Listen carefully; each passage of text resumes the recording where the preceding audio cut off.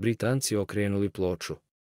Novak Đoković u izboru za prestižnu nagradu prvi je favorit u odabranom društvu, moraju da mu skinu kapu. Britanski BBC uvrstio je Novaka Đokovića u najuži krug kandidata za sportistu godine.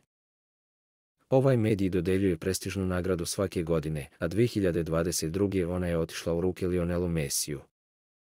Sada je Đoković verovatno prvi favorit da ga nasledi, a uz njega se među nominovanima nalaze još i fudbaler Manchester Citya Erling Haaland, vozač Red Bulla u Formula 1 šampionatu Max Verstappen, američka gimnastičarka Simone Biles, španska fudbalerka i aktuelna vlasnica zlatne lopte Aitana Bonmati, kao i južnoafrički ragbista Siya Kolisi.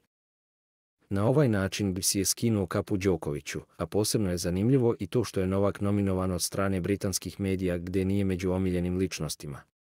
Britanci su izgleda okrenuli ploču i shvatili da je Novak apsolutni goat.